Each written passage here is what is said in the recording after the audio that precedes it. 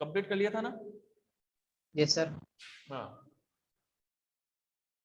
पद्मासन मुद्रा में बुद्ध,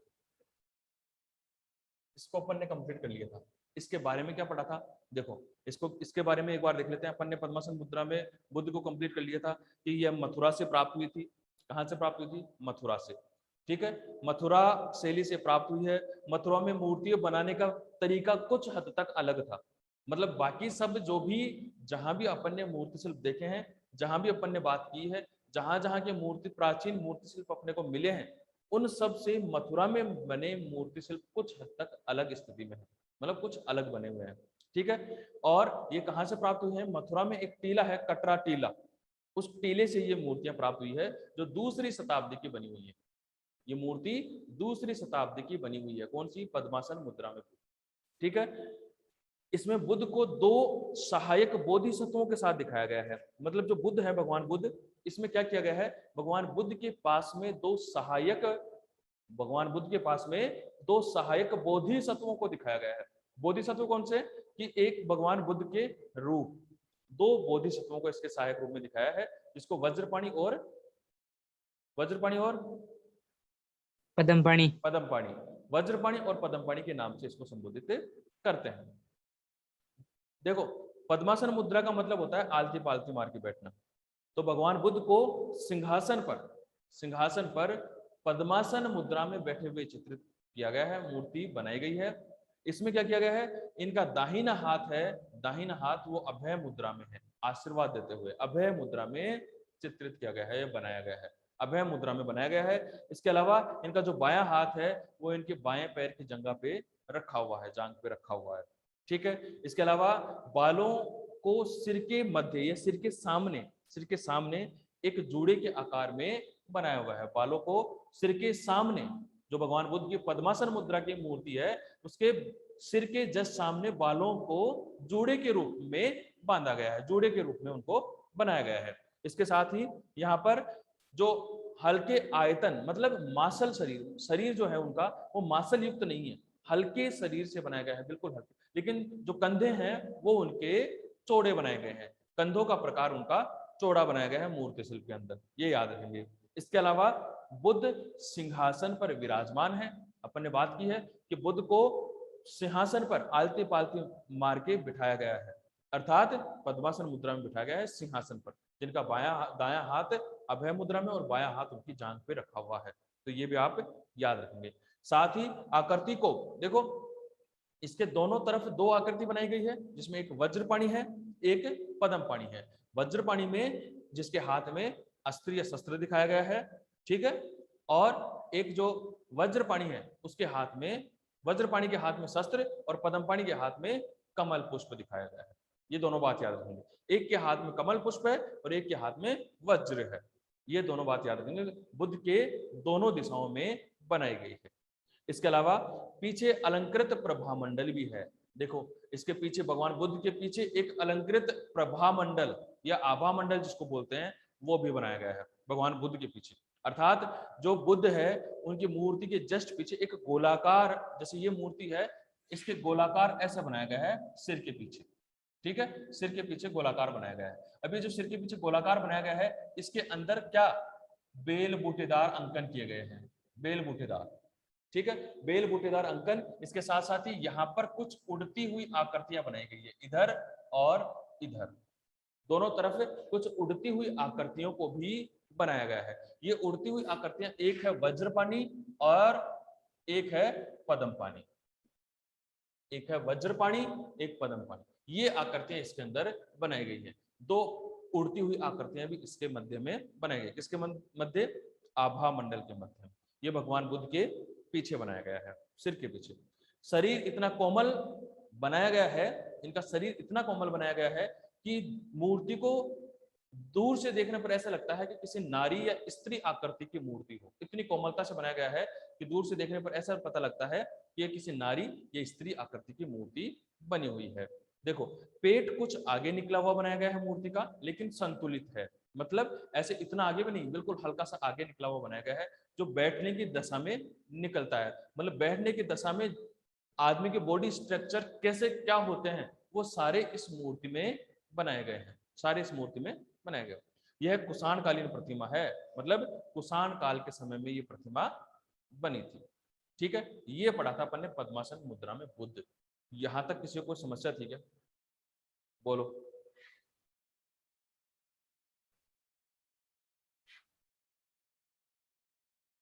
आगे का पढ़ते हैं अपन, जिसका नाम है चित्र का, मूर्ति का नाम है,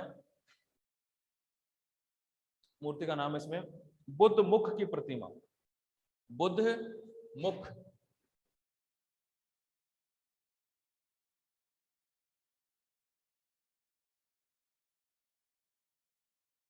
बुद्ध मुख प्रतिमा।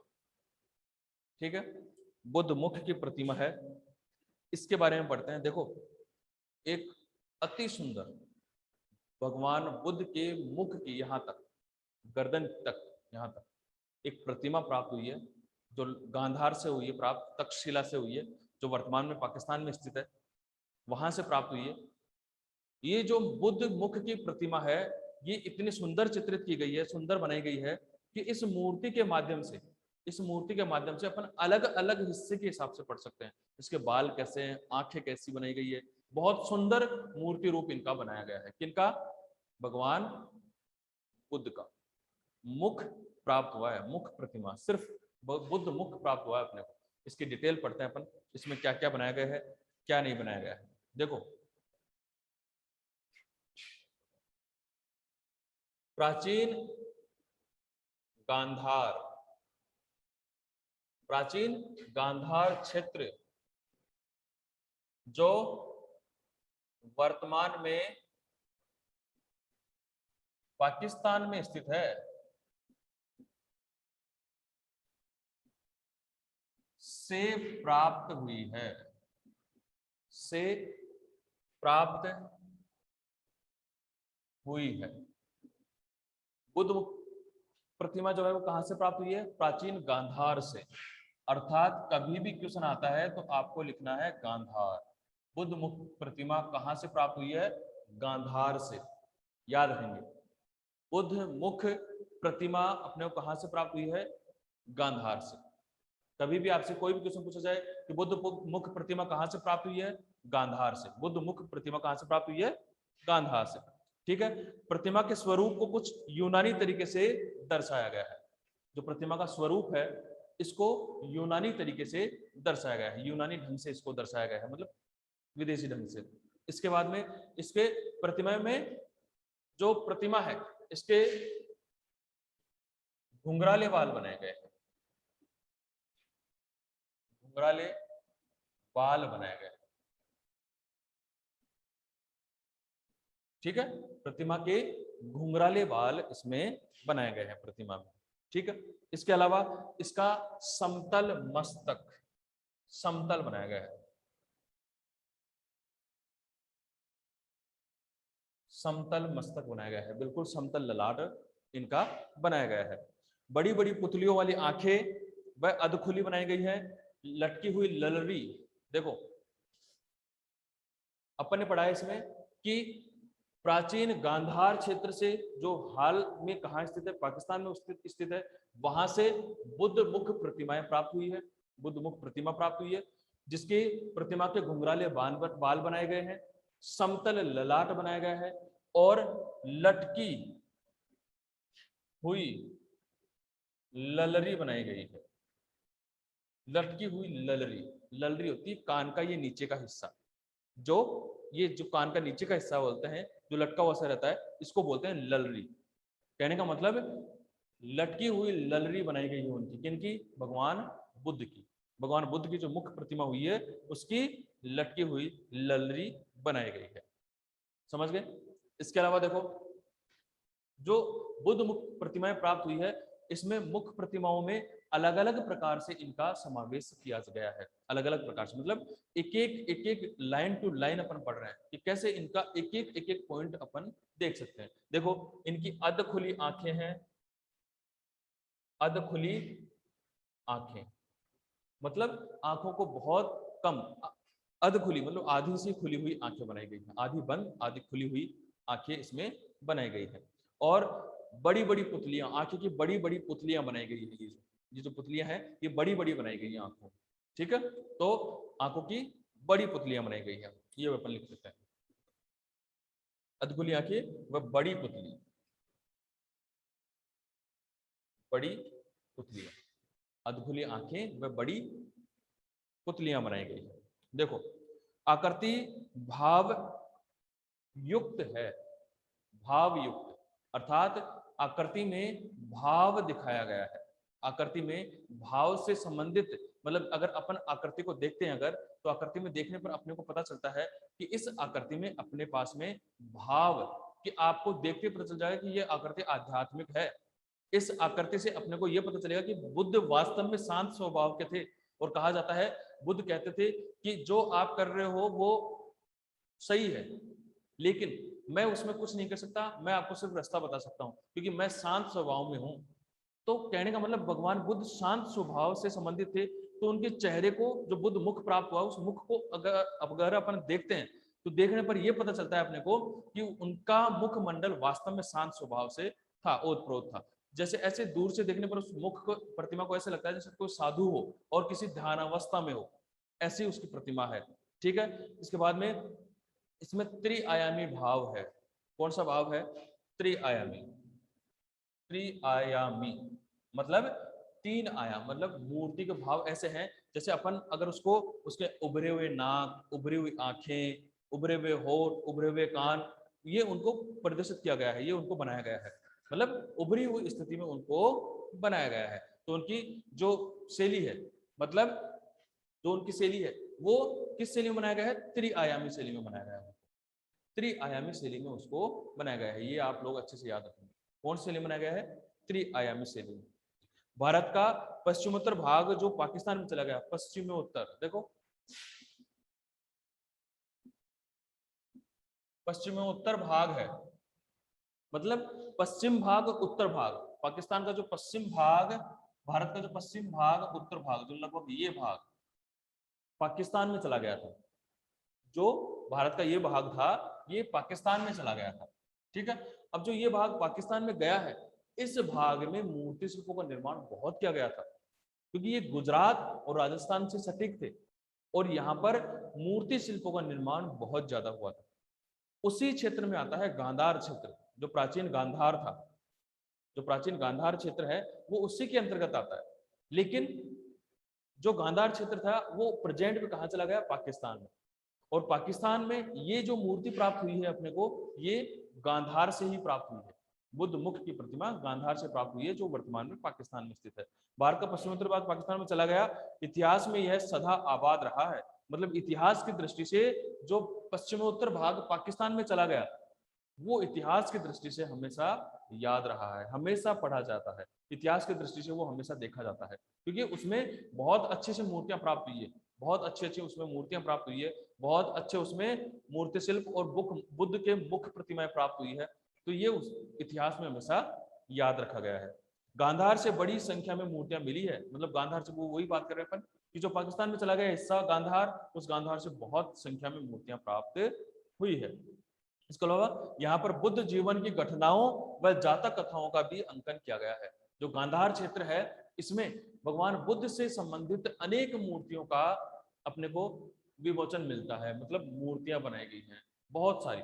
और सबसे बड़ी बात, यहाँ पर जो मूर्तियां बनाई गई हैं उनमें बुद्ध मुख के साथ साथ बुद्ध की जातक कथाओं का भी मूर्तन किया गया है, मतलब जातक कथाओं की मूर्तियां भी यहाँ बनाई गई हैं।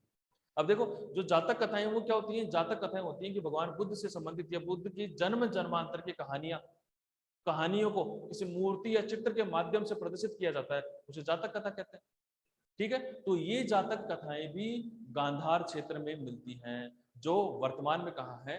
पाकिस्तान में स्थित है। वर्तमान में कहाँ है? पाकिस्तान में स्थित है। देखो अपन ने पढ़ा है, वापस एक बार इसको रीड कर लेते हैं। बुद्ध मुख प्रतिमा है जो प्राचीन गांधार से, मतलब गांधार क्षेत्र से प्राप्त हुई थी। कभी भी आपसे क्वेश्चन पूछा जाए कहां से प्राप्त हुई है? गांधार से। बुद्ध मुख प्रतिमा कहां से प्राप्त हुई है? गांधार से। तो जो गांधार क्षेत्र है वहां से प्राप्त हुई है, जो वर्तमान में कहां स्थित है? पाकिस्तान में स्थित है। प्रतिमा के अंदर घुंघराले बाल बनाए गए हैं और समतल ललाट बनाया गया है। प्रतिमा के अंदर घुंघराले बाल और समतल ललाट बनाया गया। समतल ललाट मतलब ये वाला बिल्कुल समतल, ठीक है। और उसके साथ साथ त्रिआयामी भाव है इसके अंदर। त्रिआयामी भाव को मतलब 3 आयाम वाला भाव इसके अंदर दिखाया गया, अर्थात मूर्ति के उभरे हुए भाग। अपन ने कल परसों बात की थी, क्या बात की थी कि त्रिआयामी भाव कौन सा होता है, जिसमें उभरापन दिखाई दे थोड़ा सा या फिर गहरापन, तीसरा ही आयाम दिखाई दे।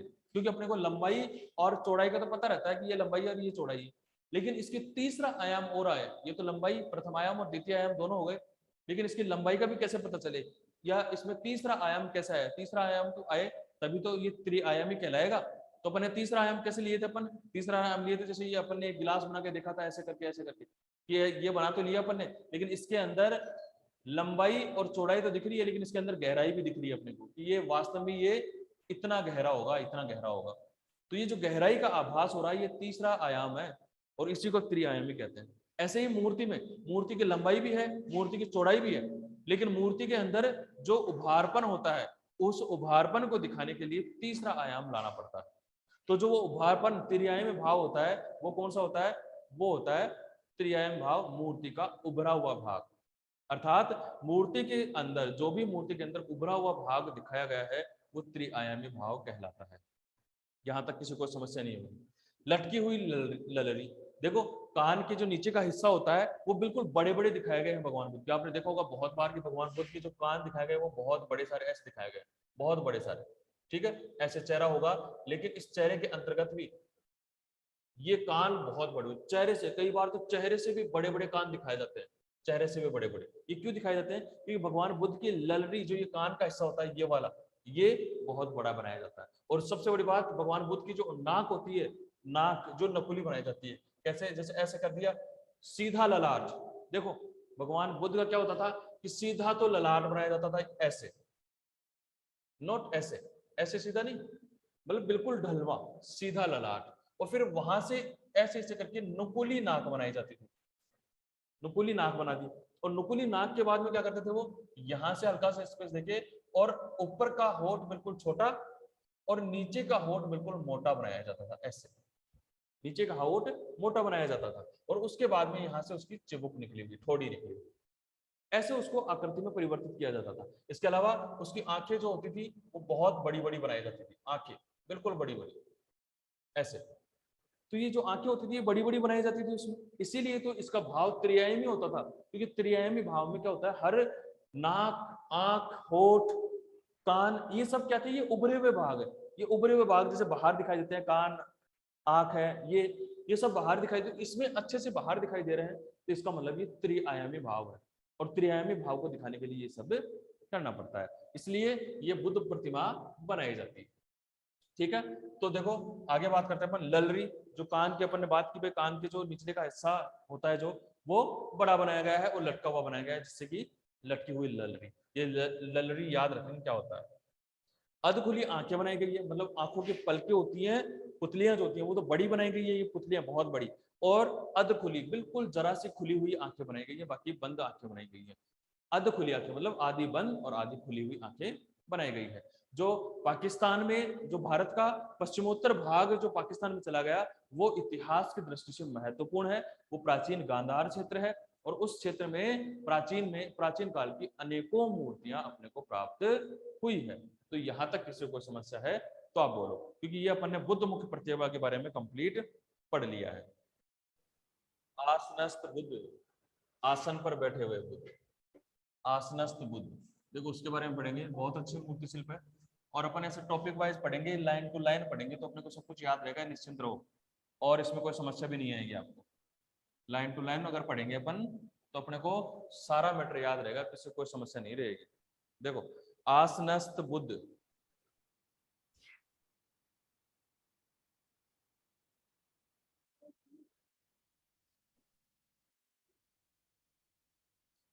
आसनस्थ बुद्ध सारनाथ से प्राप्त हुई है ये। देखो आसनस्थ जो बुद्ध प्रतिमा है, इसके बारे में अपन देख लेते हैं एक बार, अच्छे से पढ़ेंगे, कोई समस्या नहीं होनी चाहिए, एक एक लाइन टू लाइन पढ़ेंगे अपन। देखो यह प्रतिमा सारनाथ से प्राप्त हुई है। कहां से, सारनाथ से। यह प्रतिमा सारनाथ से प्राप्त हुई है। सारनाथ कहाँ है, वाराणसी, वाराणसी। अब वाराणसी भी कहाँ है?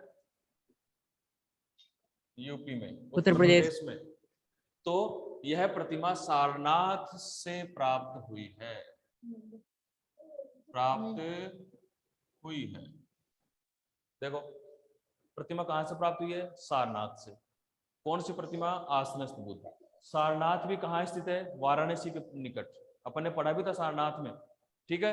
तो वाराणसी, उत्तर प्रदेश के वाराणसी क्षेत्र में सारनाथ से आसनस्थ बुद्ध की प्रतिमा प्राप्त हुई है, जो आसन पर बैठे हुए बुद्ध को दिखाया गया है। बुद्ध प्रतिमा प्राप्त हुई है यहां से, ठीक है। इसके बाद में देखो, यह प्रतिमा, यह जो प्रतिमा है, यह प्रतिमा 5वीं शताब्दी की है। कौन सी शताब्दी की है? 5वीं शताब्दी की। मतलब आसनस्थ बुद्ध की जो प्रतिमा है वो 5वीं शताब्दी से प्राप्त हुई, 5वीं शताब्दी में बनी हुई थी। और जो ये मूर्ति है, ये वर्तमान में सारनाथ के स्थलीय सारनाथ के स्थलीय संग्रहालय में सुरक्षित है। देखो स्थलीय संग्रहालय क्या होता है? स्थलीय जो डबल संग्रहालय बने हुए हैं, डबल डोर में संग्रहालय बने हुए हैं। संग्रहालय होता क्या है? जिसमें चित्राकृति सुरक्षित रखी जाती है। जैसे संग्रहालय का मतलब होता है म्यूजियम। जैसे आपने देखा होगा अपना जयपुर में म्यूजियम में अल्बर्ट हॉल, नाम सुना होगा अल्बर्ट हॉल का। उसमें वो म्यूजियम है, उसमें पौराणिक जो भी ऐसी वस्तुएं या ऐसा कोई पौराणिक चित्र वगैरह मिला हो, मोहरें आदि कुछ मिला है, उसको प्रदर्शित किया जाता है लोगों के सामने उजागर करने के लिए, लोगों के सामने उसको दिखाने के लिए कि कैसे ये प्रतिमाएं प्राप्त हुई थी, कौन सी ईस्वी में ये प्राप्त हुई थी।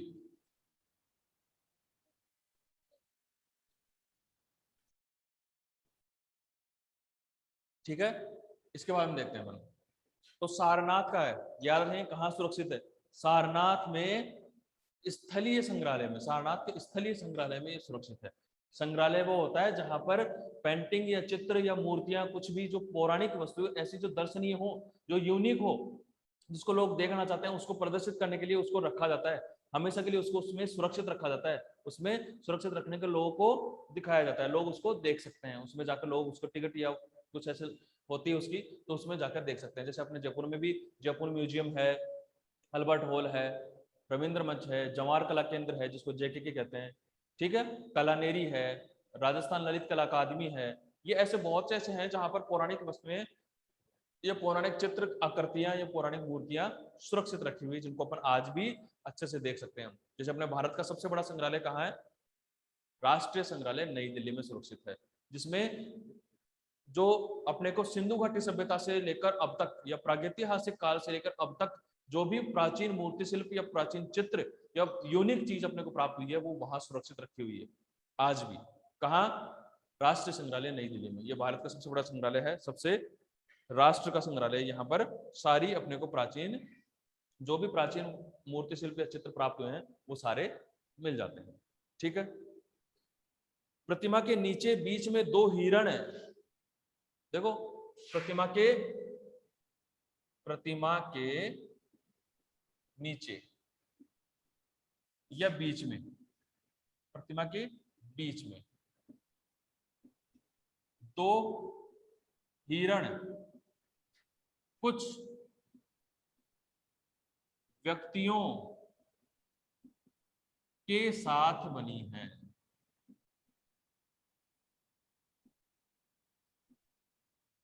देखो प्रतिमा के बीच में, जैसे ये प्रतिमा बनी हुई है, मान लो ये प्रतिमा है, यहाँ पर ये प्रतिमा है, तो इसमें क्या किया गया है? यहाँ पर बीच में एक ऐसे स्टैंड टाइप है, यहाँ से ऐसे बनाया गया है, ये स्टैंड टाइप है, यहाँ प्रतिमा है। तो इस स्टैंड में क्या किया गया है? 2 हिरण बनाए गए हैं और बाकी यहाँ पुरुष आकृतियां, मानव आकृतियां बनाई गई है। तो कहने का मतलब मानव आकृतियां के साथ साथ 2 हिरण बनाए गए हैं। कहाँ पे? चित्र के नीचे बीच में 2 हिरण आकृतियां बनाई गई है। ठीक है, हिरण। देखो आगे, यहां तक किसी कोई समस्या है क्या? यहां तक किसी को समस्या है तो बोलो। यह प्रतिमा धम्म चक्र प्रवर्तन मुद्रा में बनी है। धम्म चक्र प्रवर्तन मतलब भगवान बुद्ध जब साधारण व्यक्ति थे, उस साधारण व्यक्ति से वो कैसे अपने धर्म में प्रवेश करके, अर्थात कैसे बैठे बैठे ही कैसे एक भगवान बुद्ध की उपाधि ग्रहण करते हैं, उस परिवर्तन को यहाँ पर चित्रित किया गया, उस परिवर्तन को यहाँ पर मूर्ति के रूप में बनाया गया, उस परिवर्तन को दिखाया गया।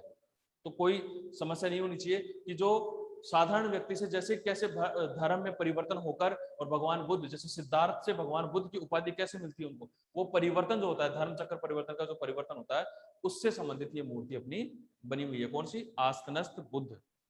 ठीक है। मूर्ति का शरीर पतला और संतुलित है। मूर्ति का शरीर पतला बनाया गया है और संतुलित बनाया गया है। इसको लिखने की जरूरत नहीं है क्योंकि आप समझ जाएंगे आराम से कि मूर्ति को पतली स्थिति में बनाया गया है और संतुलित, बिल्कुल सही ढंग से बनाया गया है इसको। ठीक है। चेहरा गोल, आंखें आधी खुली हुई, होठ आगे निकले हुए, चेहरा गोल। ठीक है। अभी मैंने बताया था कि चेहरा गोल है, भाई कैसे चेहरा बनाया, कैसे अधखुली आंखें बनाई गई उसमें, तो वो सब इसमें क्या किया गया, इसमें भी यही किया गया है। इसमें अधखुली आंखें हैं और चेहरा गोल बनाया गया है। अधखुली आंखें हैं, चेहरा गोल बनाया गया है, और इसके आगे क्या हुआ, इसमें क्या हुआ है, और यहाँ पर आधी खुली आंखें, होठ आगे की ओर निकले हुए, चेहरा गोल, होठ आगे की ओर निकले हुए, आधी खुली आंखें आधी इसमें बनाई गई है। सही है? कोई समस्या है क्या? सही है यहां तक? देखो आगे, कुषाण काल की प्रतिमा है। कौन से काल की प्रतिमा है ये? कुषाण काल। कुषाण काल की प्रतिमा है यह, कुषाण काल की प्रतिमा है, कुषाण काल से संबंधित प्रतिमा है। देखो एक बात, इसमें आपसे अगर कई बार एक क्वेश्चन पूछा जाता है कि आसनस्थ बुद्ध किस मुद्रा में बनाए गए हैं, आसनस्थ बुद्ध किस मुद्रा में बनाए गए हैं, तो वो आएगा धम्म चक्र प्रवर्तन मुद्रा। याद रखिए, धम्म चक्र प्रवर्तन मुद्रा, इसमें बनाए गए हैं भगवान बुद्ध की आसनस्थ मूर्ति। क्योंकि ये पूछा हुआ क्वेश्चन है, इसलिए मुझे याद आया अचानक, क्योंकि ये लगभग पिछले साल ये ऐसे कुछ पूछा हुआ क्वेश्चन है। आसनस्थ बुद्ध जो है वो किस मुद्रा में चित्रित किया गया है या किस मुद्रा में बने हैं, और धम्म चक्र परिवर्तन मुद्रा में। ठीक है। तो ये भी आप याद रखेंगे कि कौन सी मुद्रा में बनाए गए हैं। ठीक है। और आप लोगों अगर मिल सके तो आप पुराने पेपर भी देखेंगे, जैसे अभी तो मिले ही नहीं, गए नहीं आपको, क्योंकि पुराने पेपर है ही नहीं अभी, अभी तो सब प्रमोट हुए हैं इस चक्कर से। तो जब पुराने पेपर आपको देखोगे, आप पुराने पेपर, उससे हिसाब से आपको पता चलेगा कि कौन कौन से क्वेश्चन आते हैं। लेकिन ये बात पक्का है कि जो अपन यहाँ पर पढ़ रहे हैं उससे बाहर एक क्वेश्चन नहीं आएगा हमेशा। हर बार मैं एक ही बात बोलता हूँ और आज फिर बोल रहा हूँ कि जो अपन इस बोर्ड पे लिख रहे हैं, जो अपन पढ़ रहे हैं, उससे बाहर अपनी इस ड्राइंग की बुक में से आपकी वार्षिक हो चाहे अर्धवार्षिक हो, चाहे टेस्ट हो चाहे क्लास टेस्ट हो, इससे बाहर आपको कुछ नहीं पूछा जाएगा। जो आपको पढ़ने को मिला है उसी में से आपको टेस्ट के लिए सब कुछ मिलेगा, या एग्जाम के लिए इसी में से सब कुछ आएगा, इससे बाहर कुछ भी नहीं आएगा, ये गारंटी है अपनी। ठीक है। तो इसको आप ध्यान से पढ़ लेंगे। बस जैसे जैसे मैं लिख रहा हूँ इसको ऐसे कैसे लिखते जाएं, उतारते जाएं आप लोग अपने फेयर कॉपी में, जिससे कि आपको नॉलेज होता जाएगा कि कहाँ क्या स्थिति में कौन है, कौन सी मूर्ति कहाँ कैसी है। देखो कुषाण काल में बनी है, पीछे के भाग में फूल बेटो, अच्छा ये गलती से मिसप्रिंट है ये। ठीक है। देखो इसके जो पिछला भाग आसनस्थ बुद्ध, इसके पीछे के सिर के पीछे आभा मंडल बनाया गया है।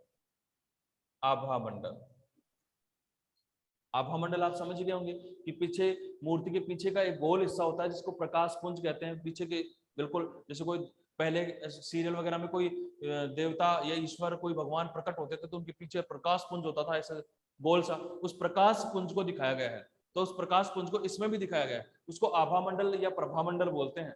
ठीक है। तो उस आभा मंडल को इस भगवान बुद्ध की मूर्ति के पीछे भी बनाया गया है। तो जो आभा मंडल बना है इसके अंदर फूल और बूटेदार काम किया गया है। फूल बूटेदार मतलब हल्के फुल्के पेड़ आकृतियां, पेड़ों की पत्ती जैसी आकृतियां, या फिर फूल, कमल का फूल, या फिर बिल्कुल बेल, ऐसे सब कुछ इसमें गोलाकार बनाई गई है, गोलाकार आकृति में बनाई गई है। ठीक है, ये याद रखेंगे आभामंडल में। इससे आगे की बात है कि प्रभामंडल का केंद्रीय भाग सपाट है। जैसे प्रभामंडल बना हुआ है गोल ऐसे, तो इसमें क्या किया गया है कि यहाँ पर जैसे भगवान बुद्ध का यहाँ तक सिर आ रहा है, यहाँ तक, ठीक है, तो ये जो हिस्सा बचा हुआ है पीछे का, इसमें अपने को चित्र देखने को मिलते हैं। तो इस हिस्से में क्या यहाँ यहाँ यहाँ यहाँ तो क्या किया हुआ है, अलंकरण किया गया है। लेकिन जो यहाँ का हिस्सा है, यहाँ का ये हिस्सा, ये बिल्कुल सपाट और खाली छोड़ा गया है, जिससे कि बुद्ध मूर्ति पर बहुत अच्छे से नजर जाए, फूलों पर ही नजर नहीं जाए, उसके पीछे के प्रभामंडल पर ही नजर नहीं जाए, बुद्ध मूर्ति पर, मुख पे भी अच्छे से दर्शक की नजर जा सके, इसलिए उसको बिल्कुल खाली छोड़ा गया है। उसको क्या किया गया है, बिल्कुल खाली छोड़ा गया है यहाँ तक। समझ गए? इस हिसाब से यहाँ पर प्रभामंडल भी बनाया गया है। देखो आगे, सारनाथ में खड़ी मुद्रा वाले बुद्ध की और भी कई प्रतिमाएं मिली हैं। देखो यहाँ तक अपने आप अपना ये आसनस्थ बुद्ध कंप्लीट हो चुका है। जो आसनस्थ बुद्ध की प्रतिमा पढ़ रहे थे, ये यहाँ तक अपनी कंप्लीट हो चुकी है, इसमें कोई समस्या आप लोगों को नहीं होनी चाहिए।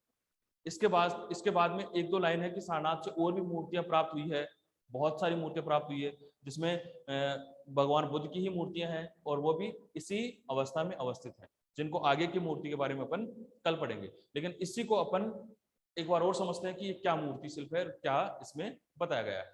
ठीक है, देखो आसनस्थ बुद्ध है, मतलब आसन पर बैठे हुए, आसन लिए हुए बुद्ध की मूर्ति प्राप्त हुई है।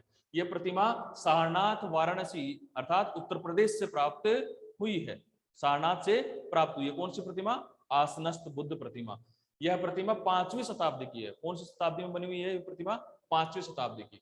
सारनाथ के स्थलीय संग्रहालय में सुरक्षित है। जो सारनाथ संग्रहालय है, उस संग्रहालय में आज भी यह मूर्ति सुरक्षित रखी हुई है, उसमें आज भी यह मूर्ति सुरक्षित रखी हुई है। इसके अलावा प्रतिमा के बीच में 2 हिरण कुछ व्यक्तियों के साथ बनाई गई है। जो प्रतिमा के पीछे की तरफ है, बीच की तरफ है, नीचे की तरफ, यहाँ पर, वहां पर 2 हिरण और कुछ व्यक्तियों के चित्र बने हुए हैं, कुछ व्यक्तियों की मूर्तियां बनी हुई है, ये भी आप याद रखेंगे। यह प्रतिमा धम्म चक्र परिवर्तन मुद्रा की है, मतलब साधारण मनुष्य से धर्म में परिवर्तन होने वाली मुद्रा को इसमें बताया गया है।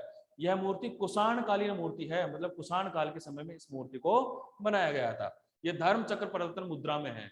कौन सी मुद्रा में स्थित है, धम्म चक्र परिवर्तन की मुद्रा में भगवान बुद्ध की मूर्ति स्थित है, बनाई गई है। इसके अलावा इसका जो आभा मंडल है वो बीच में सपाट और चारों तरफ बेल बूटेदार कार्य के लिए हुए बनाया गया है। ठीक है, यहां तक किसी को समस्या हो तो बताओ।